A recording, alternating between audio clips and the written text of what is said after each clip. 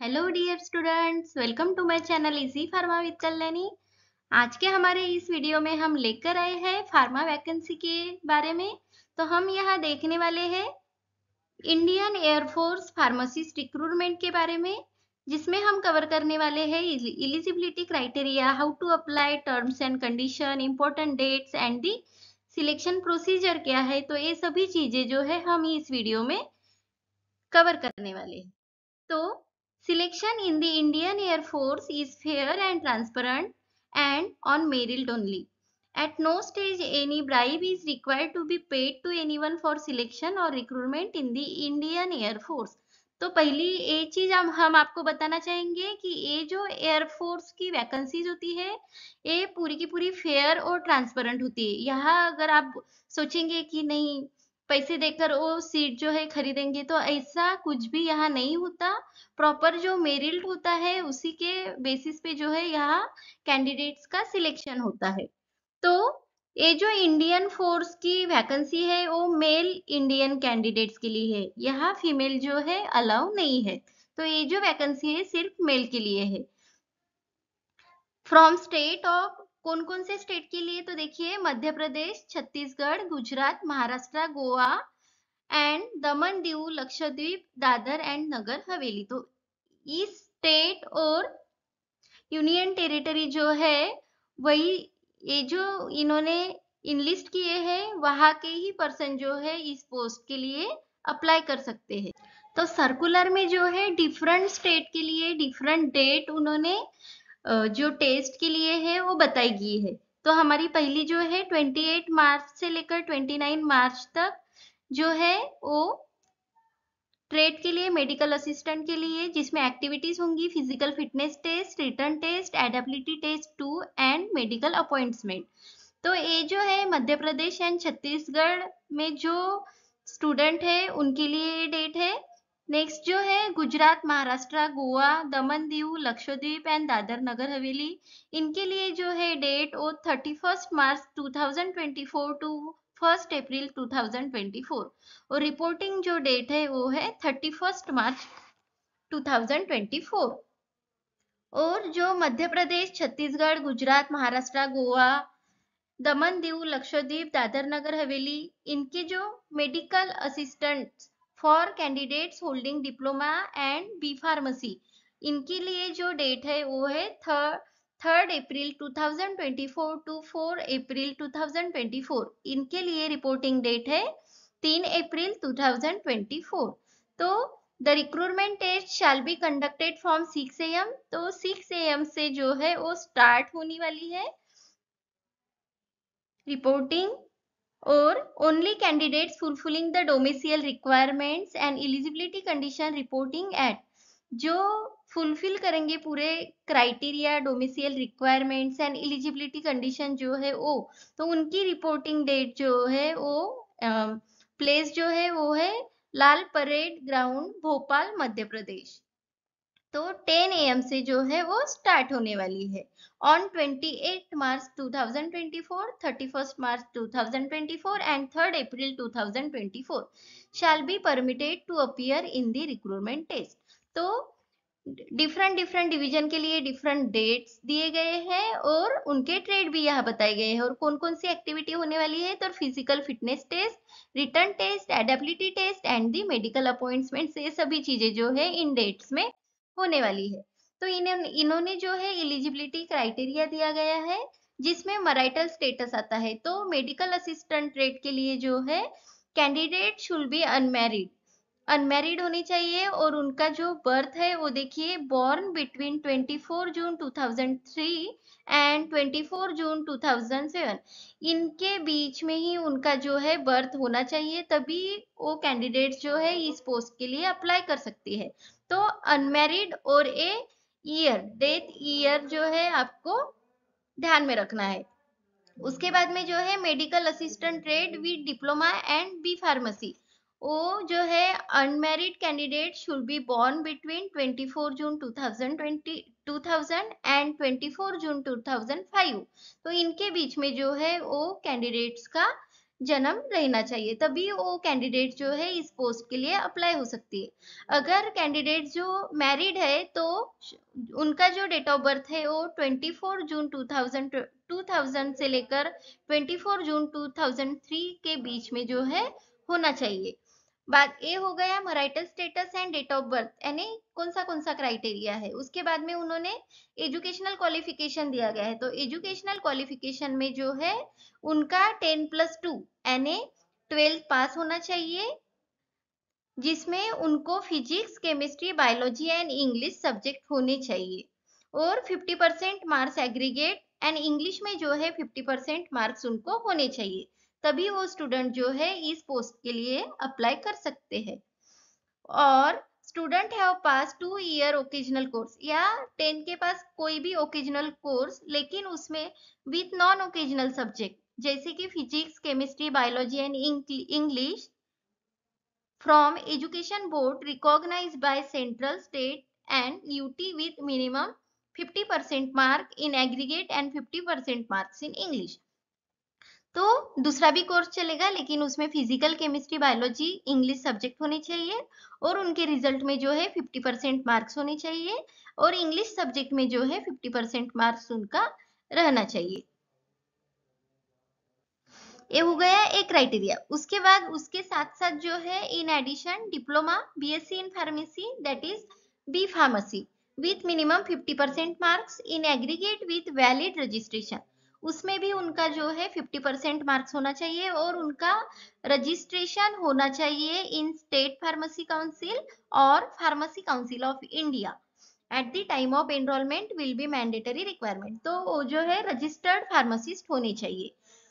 उसके बाद में देखिए एजुकेशनल बोर्ड जो है recognised by central, state, UT shall be permitted, यानी जो हमें इन्होंने जो स्टेट बोले गए हैं, जो यूनियन टेरिटरी जो ओरिजिन बताए गए हैं, उन वहां से ही रिकॉग्नाइज्ड उनका जो है 12th होना चाहिए। वैसे ही जो हम डिप्लोमा या बीएससी फार्मेसी या बी फार्म बोल रहे हैं तो वो भी जो है रिस्पेक्टिव रिकॉग्नाइज से होना चाहिए। और जो है इन्होंने यहाँ बताया गया है calculate as per the rule of concern education board shall only be considered, for example 49.99% should be taken as a 49%। Point में जो दिए गए होंगे उनको यानी ये राउंड ऑफ नहीं लेने वाले हैं। 49.99 है तो हम 50% बताते हैं, तो वो 50 ना बताते 49% ही है, यानी वो अप्लाई नहीं कर सकते। तो ये भी नोट आपको जो है याद रखनी है। बाद में जो है रिक्वायर डोमिसियल, पर्टिकुलर जो रीजन की डोमिसियल है वो रीजन की डोमिसियल उनके पास अवेलेबल होनी चाहिए, तभी जो है कैंडिडेट्स एलिजिबल रहेगा।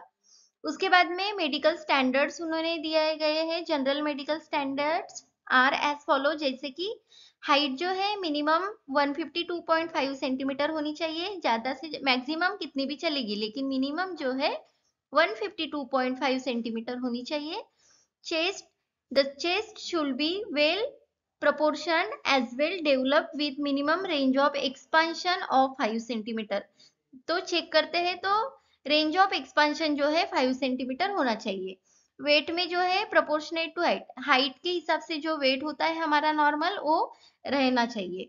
बाद में जो है hearing, candidates should have normal hearing that is able to hear force whisper from distance of 6 metre by each ear separately. अगर 6 मीटर से भी कोई आपको आवाज दे रहा है तो आपको पूरा क्लियर जो है सुनने को आता है कि नहीं, वहां ये टेस्ट करेंगे हियरिंग। बाद में है डेंटल, डेंटल में तो आप जो है should have healthy gums, good set of teeth and minimum 14 dental points जो है रिक्वायर्ड है। बाद में विजुअल स्टैंडर्ड्स भी वो चेक करने वाले हैं according as per their criteria. बाद में कॉर्नियल सर्जरी है नॉट एक्सेप्टेबल, अगर कॉर्नियल सर्जरी की गई है कैंडिडेट्स की तो वो एक्सेप्ट नहीं होंगे यहाँ। उसके बाद में परमानेंट बॉडी टैटू होगा तो वो भी यहाँ परमिटेड नहीं है, ये भी चीज आपको याद रखनी है। Candidate shall be physically and mentally fit to perform duty in any part of the world in any climate and the terrain. तो ओनली जो सिख कैंडिडेट्स होते हैं उनके लिए ही जो है बियर्ड, हेयर और शेविंग फेस जो है अलाउ है, बाकी के लिए किसी को भी जो है अलाउ नहीं किया गया है। बाद में candidates discharge from Indian army, Indian navy, any other government organisation shall also be eligible subject to their discharge with no adverse entries। उसके बाद में जो है रिटर्न मटेरियल एंड डॉक्यूमेंट्स कौन कौन से रिक्वायर्ड है at the time of written exam. तो देखिए, pencil, eraser, sharpener, glue stick, staple, black and blue ball pen, pen for writing, तो ये सभी चीजें आपको रिक्वायर्ड है। उसके बाद में minimum 10 unattested recent passport size colour photo आपको जो है वो रिक्वायर्ड है। The photograph is to be taken with candidates holding a black slate in front of his chest with his name and date of photograph taken, clearly written on it with white chalk in capital letter। तो जो है photo भी आपको with name and date जो है वो निकालनी है। Original and 4 self-attested photocopy of matriculation passing certificate required for date of birth verification। Date of birth verification के लिए जो है 10th की उन्होंने 10th के मार्कशीट की जो है कॉपी ओरिजिनल और जेरोक्स कॉपी जो 4 अटेस्टेड फोटोकॉपी उन्होंने रिक्वायर्ड की है। उसके बाद में original and 4 attested photocopy of 12th marksheet जो है वो है। नेक्स्ट में है original and 4 attested photocopies of passing certificate and marksheet of BSc. अगर आपने डिप्लोमा किया गया है या बी फार्मेसी की गई है तो उसकी भी आपको जो है original and 4 self attested photocopy required है। नेक्स्ट सर्टिफिकेट जो लगने वाला है वो है original and 4 self attested photocopies of the domicile certificate with respective states. उसके बाद में NOC in original and 4 self attested photocopies from the employer और candidates presently serving in any government organisation. अगर कोई जो कैंडिडेट्स है ऑलरेडी गवर्नमेंट ऑर्गेनाइजेशन में job पे है तो उसको जो है एनओसी रिक्वायर्ड है उनका। उसके बाद में candidate discharge from Indian army, Indian navy, Indian any other government organisation, original and 4 attested photocopies of discharge certificate यानी रिलीविंग लेटर भी वहां लगने वाला है। उसके बाद में original and 4 self attested photocopy of NCC A, B और सी सर्टिफिकेट इफ अप्लीकेबल। तो ये सभी चीजें जो है एज अ डॉक्यूमेंटेशन आपको रिक्वायर्ड है। उसके बाद में consent form for physical fitness test and medical test. आप फिजिकल फिटनेस टेस्ट और मेडिकल टेस्ट करोगे तो कंसेंट फॉर्म भी जो है रिक्वायर्ड हो। तो इस तरह से जो है कंसेंट फॉर्म का फॉर्मेट उन्होंने उनके सर्कुलर में जो है दिया गया है। Candidates below 18 years of age are to get consent from signed by their parents or guardian। However, candidates above 18 years of age can sign the consent from themselves। अगर 18 years के नीचे है तो उनके पेरेंट्स का जो है वो कंसेंट लगेगा। अगर 18 years के अबव है तो वो सेल्फ कंसेंट जो है वो कर सकते हैं। उसके बाद में ये जो वैकेंसी है उसके लिए टर्म्स एंड कंडीशंस क्या है वो हम देखेंगे।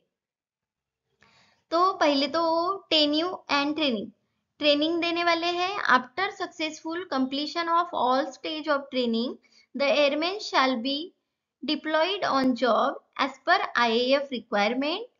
Trade allotted shall not be change on candidates request on any grounds. तो पहले वो जो है ट्रेनिंग प्रोवाइड करने वाले हैं। After training completion there is a deployed on the job. तो यहाँ देखिए, candidates will not be permitted to stay with their family during the training period. Training period में जो है विद फैमिली के साथ उनको परमिट नहीं किया जाएगा। जो अनमैरिड कैंडिडेट्स है will not be permitted to get married till successful completion of their ab initio training. तो जो अनमैरिड कैंडिडेट्स है उनको परमिशन नहीं है मैरिज के लिए during this period of the training. बाद में पे एंड अलाउंसेस जो है ड्यूरिंग ट्रेनिंग वो 14,600 स्टाइपन पर मंथ पेड करने वाले हैं और starting gross emolument at the minimum of scale pay including military services pay that is 26,900 per month जो है आफ्टर कंप्लीशन ऑफ ट्रेनिंग वो प्रोवाइड करने वाले हैं। उसके बाद में जो है other allowances such as the transport allowance, composite personal maintenance allowance, leave ration allowance, children's education allowance, HRA, etc. shall be admissible to airmen as per relevant government instruction। तो वो भी जो है प्रोवाइड करेंगे। नेक्स्ट हायर एजुकेशन जो है airman shall be permitted to pursue higher education qualification only after acquiring prescribe skill grade in their trade and prescribed years of service as started in the HRP। उसके बाद में perks जैसे कि such as ration, clothing, medical facility, accommodation, CSD facility, leave, 60 days annual and 30 days casual in calendar year as privilege, subject to service exchanges। तो इस तरह से जो है उनका क्राइटेरिया है। Group insurance cover of 55 lakh at premium of rupees 3,200 per month जो है वो उनका for all airman and facility of group housing scheme are also extended. Job specification of medical assistant trade as a medical assistant you are to be train in nursing and first aid. तो इनको जो है job का specification जो medical assistant trade वालों का जो है वो नर्सिंग एंड फर्स्ट एड में जो है वो ट्रेन करने वाले हैं। You will also be involve in management of medical store, dispensaries and ward supervision and other air force duties. उन्होंने नोट दी गई है airman shall also be have to undertake any other task as assigned by superior authorities. अगर आपकी जो senior authority है उन्होंने कुछ काम बताया गया है उनका टास्क है तो वो भी आप जो है अंडरटेक आपको करना है। तो सिलेक्शन प्रोसीजर क्या है? पहले तो आपका वेरिफिकेशन ऑफ एलिजिबिलिटी होगा।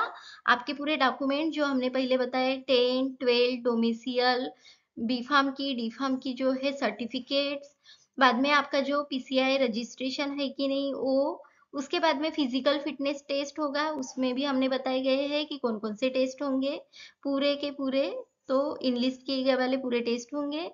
रिटर्न टेस्ट, एडेबिलिटी टेस्ट यानी आप जो एनवायरमेंट है वो एडॉप्ट करते हो कि नहीं देखते हैं। नेक्स्ट रिटर्न टेस्ट में जो है रिटर्न टेस्ट के लिए वही कैंडिडेट्स एलिजिबल है जो फिजिकल फिटनेस टेस्ट क्वालिफाई हुए गए हैं, उन्हीं को जो है undertake written test on the same day. उस डे ही फिजिकल फिटनेस हो गया, उसी डे जो है रिटर्न टेस्ट होने वाला है। The written test will be objective type, जो रिटर्न टेस्ट है ऑब्जेक्टिव टाइप होगा। And question paper shall be bilingual यानी दो लैंग्वेज में जो है क्वेश्चन पेपर अवेलेबल रहेगा, that is English and the Hindi. Except for English paper answer are to be announce on OMR sheet. तो आपका जो पेपर है होने के बाद आपके जो आंसर होंगे वो अनोटेड होंगे ऑन दी OMR शीट। जो ड्यूरेशन है रिटर्न टेस्ट के लिए वो 45 मिनट्स का रहेगा, जिसमें इंग्लिश के 20 क्वेश्चंस रहेंगे जो कि 12th के CBSE सिलेबस पर रहेंगे। उसके बाद में रीजनिंग एंड जनरल अवेयरनेस के क्वेश्चन होंगे 30 क्वेश्चंस। तो ये पूरे के पूरे जो है आपको 45 मिनट्स में कवर करना है। Candidates are to qualify in each paper separately. तो कैंडिडेट्स को जो है ये दो पेपर होने वाले हैं तो सेपरेटली उसमें क्वालिफाई करना है। Result of the written test shall be declare on the same day. उसी डे जो है आपका रिजल्ट डिक्लेयर किया जाएगा रिटर्न टेस्ट का। तो रिटर्न टेस्ट का जो है पैटर्न क्या है, तो 1 मार्क, एवरी करेक्ट आंसर को 1 मार्क है। अगर आपने आंसर ही नहीं दिया तो वो नील हो जाएगा। अगर आपने गलत आंसर चूज किया गया है तो आपको वहां निगेटिव मार्किंग है, that is 0.25 mark shall be deducted. उसके बाद में रिटर्न टेस्ट हो गई। एडेबिलिटी टेस्ट, रिटर्न टेस्ट के बाद जो है एडेप्टेबिलिटी टेस्ट होंगी, जिसमें जो स्टूडेंट रिटर्न टेस्ट पास हुए हैं उन्हीं के लिए जो है एडेप्टेबिलिटी टेस्ट 2 होगी ऑन दी सेम और subsequent day depending on the local conditions. उसी डे हो सकती है या फिर सब्सिक्वेंट डे भी आपको दे सकते हैं। Adaptability test is to select candidates who can adapt to the environment of Indian Air Force and are able to adjust to the military way of life. जो इंडियन एयरफोर्स का environment है वो अगर candidates adapt करता है या फिर adjust कर सकता है मिलिट्री वे ऑफ लाइफ, तो वो ही जो कैंडिडेट्स है वो ये टेस्ट पास करेंगे। उसके बाद में जो मेडिकल एग्जामिनेशन टेस्ट है उसमें कौन कौन से टेस्ट है वो देखिए यहाँ। Candidates who qualify adaptability test shall be medically examined in the month. जो एडेप्टेबिलिटी टेस्ट पास किए गए हैं कैंडिडेट्स उनका जो है मेडिकल एग्जामिनेशन होगा अप्रैल 2024 में एट एसएमसी।